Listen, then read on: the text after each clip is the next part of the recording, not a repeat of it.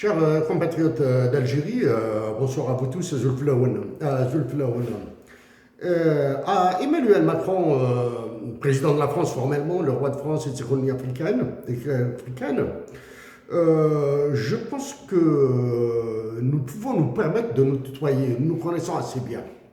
Maintenant, mon propos sera essentiellement sur les ravages que vous êtes en train de faire en Algérie ou en Afrique du Nord, avec la préparation l'élection présidentielle de septembre 2024 qui est prévue en Algérie et que vous avez ordonné, bien sûr. C'est vous, Emmanuel Macron, qui avez ordonné la tenue d'une élection présidentielle en Algérie en septembre 2024. Cette élection présidentielle devait se tenir il y a plus d'une année déjà. Parce qu'il y avait un coup d'État qui a été déjoué, je suis sûr et certain que c'est vous qui avez déjoué qui avez empêché un coup d'État. Donc, chers compatriotes d'Algérie, même si mes mots s'adressent plus à Emmanuel Macron, le roi de France et de ses colonies africaines, vous, c'est en tant que témoin d'honneur que je vous veux à côté de moi.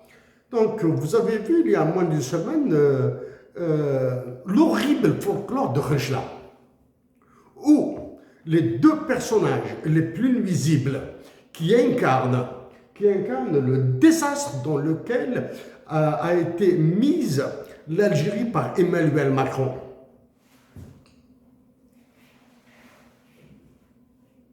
Le déplacement des deux personnages les plus en vue en Algérie, à Khenchla, montre à quel niveau Emmanuel Macron a rabaissé notre pays.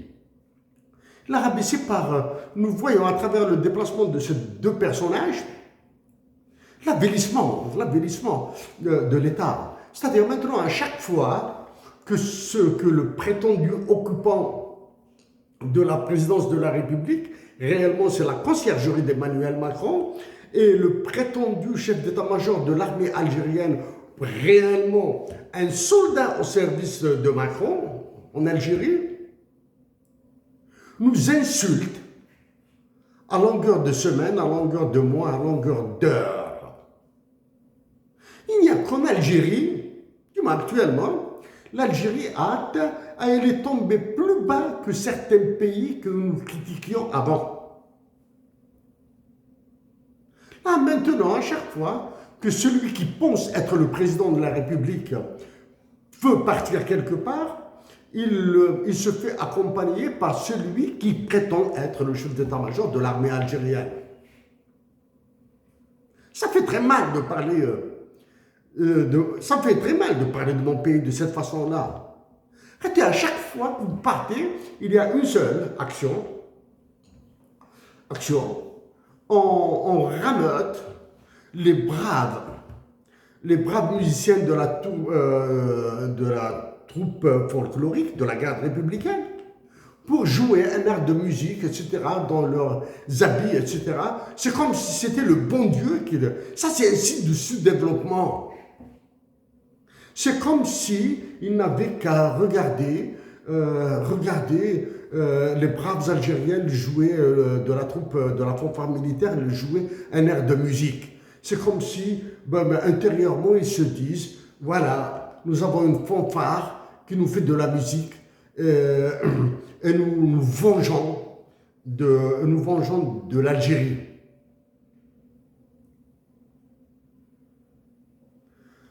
Le deuxième élément.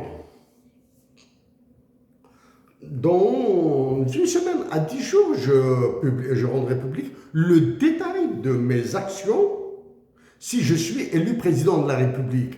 À Emmanuel Macron, maintenant. À Emmanuel Macron. Je veux être le président de l'Algérie.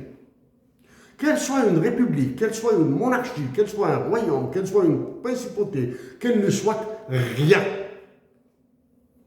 D'un point de vue structure.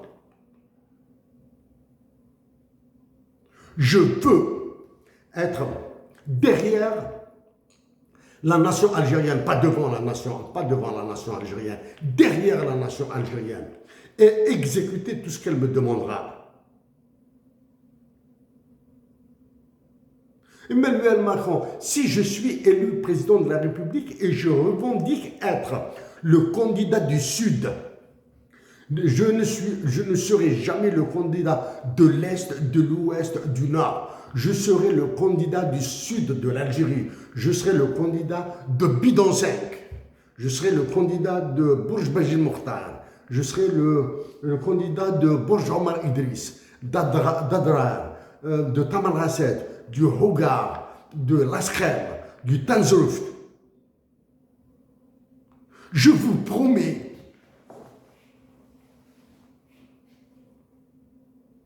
que je vous ferai dégoûter de la politique et détester la politique. À vous, Emmanuel Macron.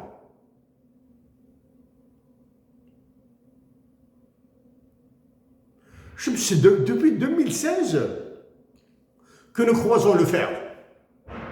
Jusqu'à fin 2022, oui, je pense vous avoir gagné en Afrique, et en Afrique du Nord. Que ce ne sont pas les chefs d'État du Mali, du Niger, ou du Sénégal, ou du Tchad, ou du Burkina qui se sont battus contre vous, c'est moi. Je me suis battu contre vous, et je vous ai gagné. Depuis 2022, fin 2022, là, c'est la catastrophe, vous avez tout regagné. À cause des militaires et des coups que vous faites là. En Algérie, vous avez ordonné à votre état-major, à votre soi-disant président de la République, votre agent qui est à Al-Mouradia, de redevenir votre candidat de force. Donc, qu'une nuit impossible d'aligner deux phrases. Emmanuel Macron, ce que je ferai subir à la nation algérienne, si je suis élu président de la République, sera pire que ce qu'ordonne l'UFMI et la Banque mondiale. Je le répète. Je vous le répète à vous, Emmanuel Macron. Ce que je ferai subir à la nation algérienne, si je suis élu président de la République, sera pire que ce qu'ordonnent la Banque mondiale et le FMI. Voilà. À une différence. Elle est fondamentale. C'est que les difficultés, l'âpreté, la souffrance que nous éprouverons en Algérie avec ce que nous ferons ensemble sera pour l'Algérie, sera pour les générations futures de l'Algérie. Alors que ce qu'ordonnent le FMI et la Banque mondiale pour servir vos intérêts sont contre l'Algérie. La différence est là. Votre agent là d'Al-Mouradia qui parle des chemins de fer, je lui recommande d'éviter de parler de ça. Dans quelques jours, quand je mettrai, dans une semaine, il sera, je rendrai public le détail avec des chiffres bien sûr. Donc à votre agent à la présidence de la République, à votre conciergerie d'Al-Mouradia et à votre agent là, de l'état-major de l'armée, à ces deux-là qui ont poussé le sous-développement de l'Algérie au-delà des limites imaginables.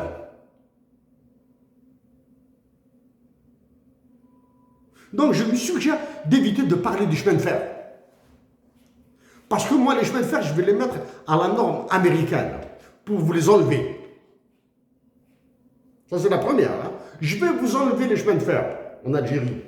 Vous, Emmanuel Macron. Beaucoup d'argent. Je le donnerai aux Américains. D'accord? Comment le changer? C'est l'écartement de voies. Je l'ai déjà abordé. Bien sûr, je négocierai des contrats financiers très avantageux pour l'Algérie. D'accord? Donc c'est lui. Et bien, dans ce que j'ai l'intention de faire si je suis élu président de la République, à celui qui est Al-Mouradia là, Il peut copier tout ce qu'il veut. Il peut reprendre tout ce qu'il veut. Sauf l'État-providence. Que je vais mettre en œuvre. La gratuité de l'éducation, de la santé, la gratuité de l'éducation, de la santé, la baisse drastique des tarifs de transport, la couverture médicale. La couverture médicale. Alors là, le bénéfice à tous les Algériens du diagnostic et détection des maladies chroniques. Et tous les malades chroniques en Algérie seront pris en charge gratuitement. Donc, l'État-providence, touche pas. Toi qui es un Mouradia et toi qui es un Adjara. Évitez ça. Évitez ça. Parce que le FMI et la Banque mondiale et les puissances pour lesquelles ils travaillent, ces deux organisations, vont vous exploser. Moi, je peux les affronter. Vous, non. Donc, je continue à vous, Emmanuel Macron. Donc, la semaine passée, c'est Khanchla qui a eu la malédiction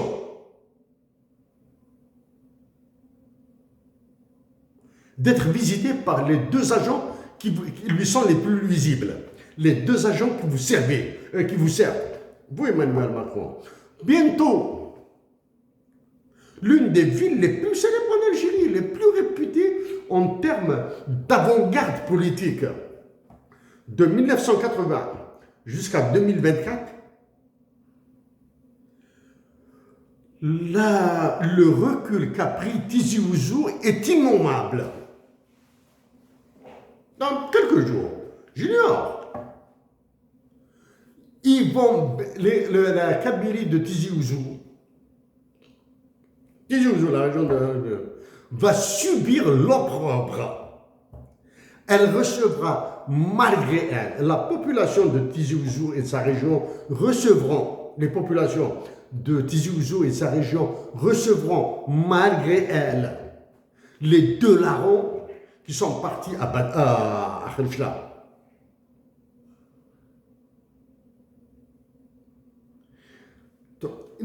Tizi Ouzou est allé vraiment au fin fond. Alors que nous connaissons des hommes et des femmes extrêmement braves. Heureusement, l'oppression, la terreur est telle qu'il leur est impossible de s'exprimer. Ils viendront à Tizi Ouzou et à la prochaine élection présidentielle, ils feront un très bon score là-bas. Et après Tizi Ouzou, il sera question probablement de Béjaïa qui sera très difficile à jouer. Parce que l'affaire de Teramina Béjaïa est affreuse. Vous, Emmanuel Macron,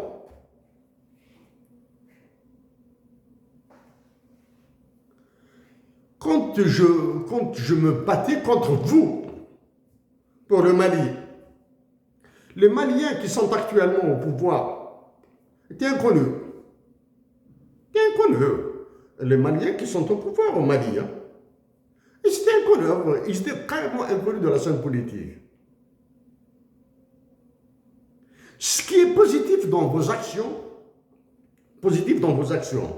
elle montre à quel est le niveau du massacre que vous pouvez atteindre. Vous avez massacré la nation française. Vous êtes en train de massacrer la nation française. Les nations africaines doivent comprendre qu'elles peuvent être broyées par vos services, par vos actions. Si vous, Emmanuel Macron, faites subir l'enfer, vous faites vivre l'enfer à la nation, aux résidents en France, à la nation française et à tous les résidents en France. Les Africains doivent savoir, doivent comprendre que vous pourriez leur faire subir l'enfer. Elles sont déjà dans l'enfer. En tout cas, l'Algérie est dans votre enfer.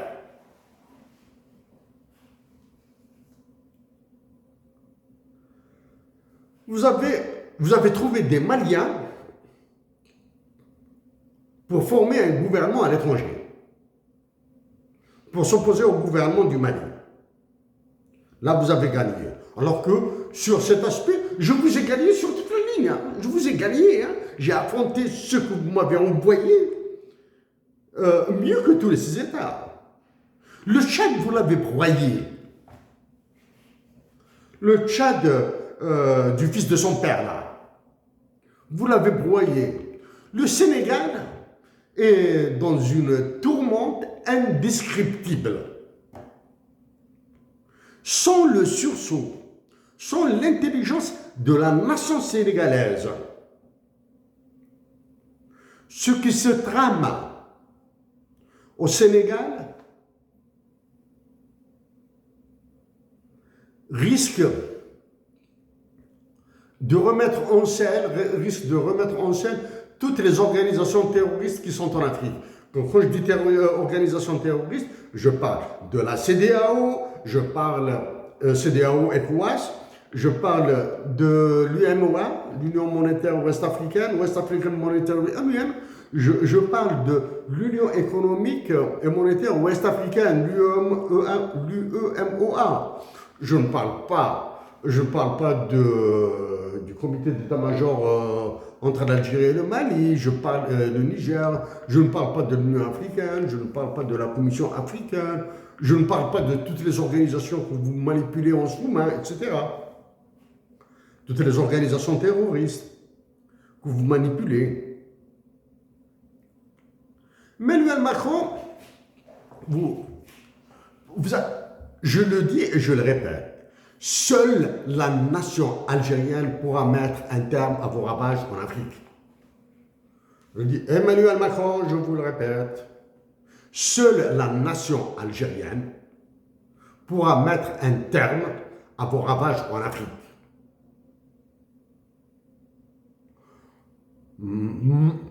Malheureusement, actuellement, la nation algérienne est calme. Et nous espérons, et j'espère qu'elle demeurera calme, parce que ses moyens de défense ont été privatisés. Tant pis, je suis conscient de ce que l'Algérie est en train de perdre. Je suis très conscient. Tant pis. Comme ça, la nation algérienne se dira innocente de ce que subit l'Algérie. Et toute la culpabilité retombera sur l'état-major de l'armée. Les généraux qui soient en activité, les généraux qui soient en retraite, ceux qui ont gagné beaucoup d'argent, ceux qui ont volé l'Algérie, etc. Les Algériens actuels sont innocents. Demeurez innocents. Emmanuel, je vous le répète, vous avez ravagé la France, vous allez laminer, vous allez transformer en poudre toute l'Afrique du Nord. Est revenue cette histoire de mémoire entre l'Algérie et la France est revenue. Vous continuez à manipuler la mémoire de la révolution algérienne, la mémoire des révolutionnaires algériens. La révolution algérienne et les révolutionnaires algériens sont très, très, très hauts dans la hiérarchie des valeurs universelles. D'Alger, on vous demande, voici la liste que je veux. C'est comme si c'était une dot. Comme on dit en arabe dialectal, Aroussa. En kabyle, Tisli. En français, c'est la dot de la mariée. C'est-à-dire, voilà, je viendrai, celui que vous avez convoqué à Paris, là. Celui que vous avez convoqué à Paris, après avoir le seul pays au monde qui envoie tout son état-major de l'armée faire la courbette à Macron à l'Élysée. Le seul état-major de l'armée au monde. Même les états-majors des armées du Mali, du Niger, du Burkina, du Sénégal, du Tchad se sont retenus pour commettre une telle abjection. Emmanuel Macron, là, ma tristesse actuellement, là, à partir du Canada, ma tristesse, c'est de voir Tizi Ouzou atteindre ce niveau de décrépitude, de nullité politique. Non pas de nullité politique parce qu'il n'existe pas de personnes sages et lucides. Parce que c'est la terreur qui les fait taire. Même si nous disions, même si vous prenez tous les Algériens pour des idiots, pour des ignares, pour des analphabètes, pour des très faibles, mais en discutant, ils trouveront la bonne solution. Même si en discutant, ils trouveront même s'ils sont nuls, en débattant, en discutant, en demandant conseil, trouveront la bonne solution pour vous contrecarrer. Emmanuel Macron, vous devez être très heureux, très satisfait de ce que subit actuellement Tizi Ouzou. Je dis bien Tizi Ouzou, en termes de manipulation et d'intox. Et c'est une manipulation et un intox qui mène vers l'explosion, là. Ces intox et manipulations conduisent à l'explosion. J'espère qu'il n'y aura pas cette explosion. Emmanuel Macron, je vous le dis, je vous le dis et je vous le répète. Si les conditions me le permettent, chaque semaine, je m'adresserai à vous, là.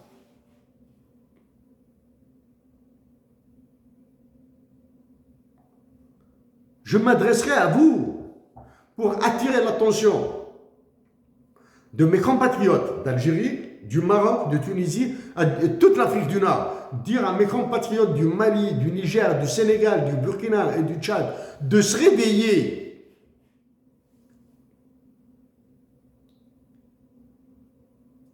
L'histoire de la monnaie du franc CFA, Emmanuel Macron, quand j'ai commencé à me battre contre des agents maliens, quand j'ai commencé à Montréal, quand j'ai commencé à me battre contre des agents français sénégalais à l'université de Montréal, certains croyaient que j'étais un martien. Emmanuel Macron, je vous le répète, je serai le candidat du sud de l'Algérie. Et je suis un Algérien de toute l'Algérie.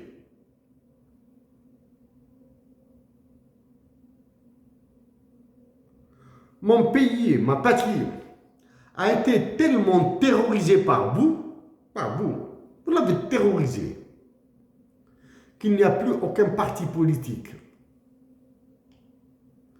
pour soutenir le ou les candidats à la compétition présidentielle. Leurs dirigeants sont en prison. Emmanuel Macron, sachez que l'un de mes espoirs, c'est de revisiter la France. La France est un très beau pays. Nous avons des amis, j'ai des amis en France. J'ai des amis en France. Mais ce sont des amis humanistes. Sachez sachez plusieurs choses, Emmanuel Macron. Qu'en Algérie, que toutes les personnes qui ont trahi la mémoire de Hissène Hamed sont devenues infréquentables. Doivent être ostracisés, doivent être infréquentables. Du moins, pas exclus du groupe parce que c'est très difficile de la société, mais elles doivent devenir infréquentables, elles doivent se taire. C'est un théorème, toute personne qui a trahi Hissène Hamed est infréquentable.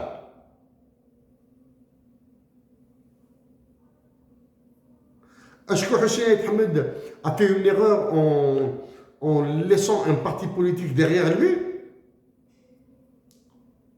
Il y a la tentation de dire oui. Il y a la tentation de dire oui. Hissène Hamed aurait dû dissoudre le parti qu'il a créé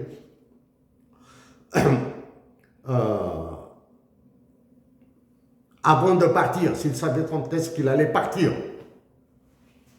C'est facile, Non. S'il l'avait fait, est-ce qu'il y a des Algériens qui sont capables de créer un parti politique? Tizi Ouzou est devenu une foire de cancre, une foire pour clowns, de très mauvais clowns politiques. Mais Emmanuel Macron, je continue à faire ce que je peux pour ma patrie et pour toute l'Afrique du Nord. Je vous le répète.